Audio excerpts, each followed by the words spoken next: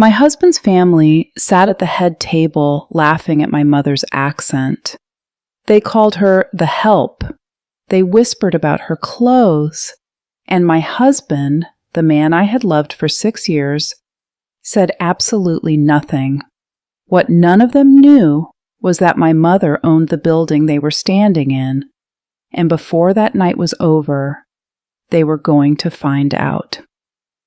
My name is Sofia Reyes. My mother, Carmen, came to America from Mexico at 19 years old with $40 in her pocket and a dream she refused to let go of.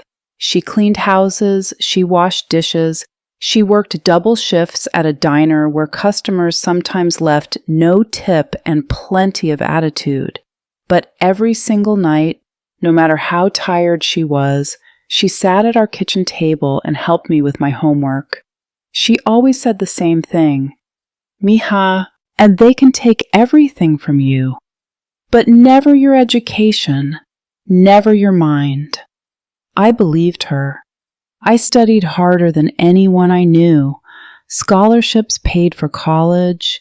A tech startup I built at 26 sold for $42 million at 29.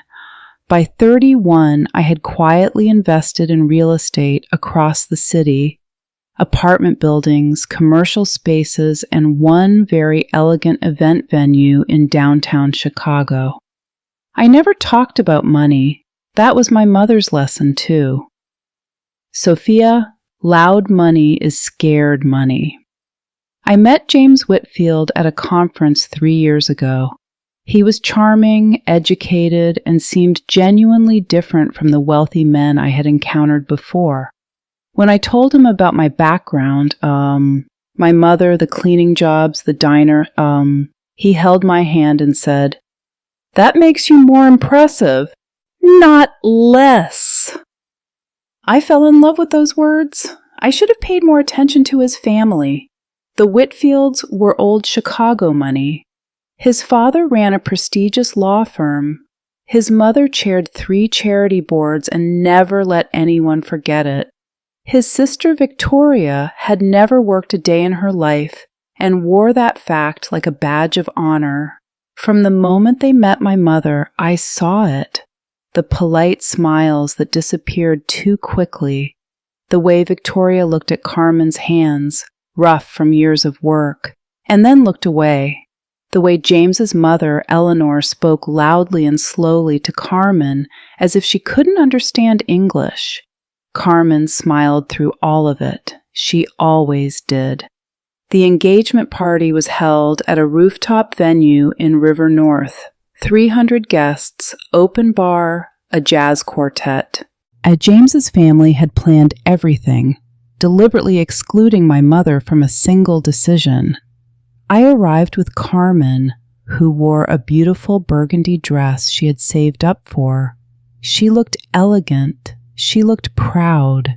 She was the most genuine person in that entire building.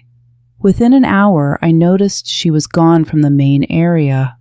I found her standing near the service corridor, a glass of water in her hand, completely alone.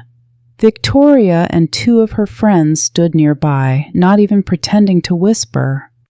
James said her mother used to clean toilets for a living. Laughter.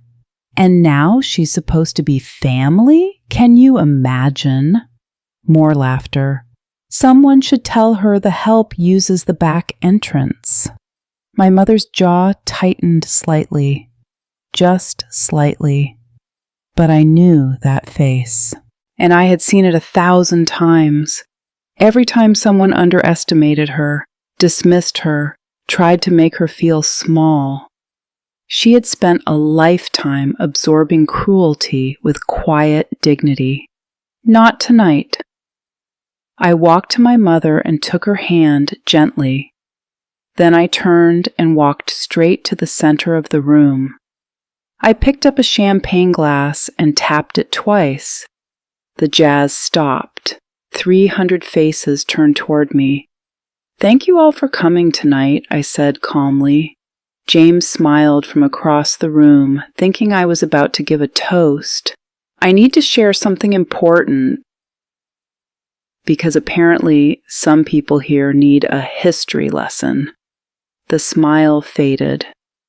The woman you just called the help, the woman you've been whispering about all evening, her name is Carmen Reyes. She raised me alone. She worked every job the city had to offer so I could have opportunities she never did. Because of her, I built a company. Because of her, I learned what real strength looks like. The room was completely silent. And because of her example, I invested wisely. I looked directly at Eleanor Whitfield, including purchasing this venue 14 months ago. Gasps. Along with the building your firm's office is in, Mr. Whitfield. James's father went pale. And the 3 commercial properties your charity uses rent-free, Eleanor. Effective next month, those leases will be under full review. Eleanor grabbed the table beside her. I set my champagne glass down and walked back to my mother. I took her hand. Let's go, Mom. We have better places to be. As we walked toward the exit, 300 people stood in complete silence. James called my name once. I didn't turn around. Outside, the Chicago night air was cool and clean. My mother squeezed my hand and said nothing for a long moment.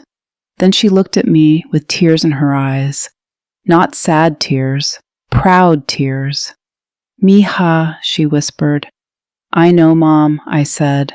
I know. We got in the car and drove away, leaving behind the lights, the money, the whispers, and a family that never deserved either of us. Some doors close so better ones can open, and that night I finally stopped standing at the wrong door.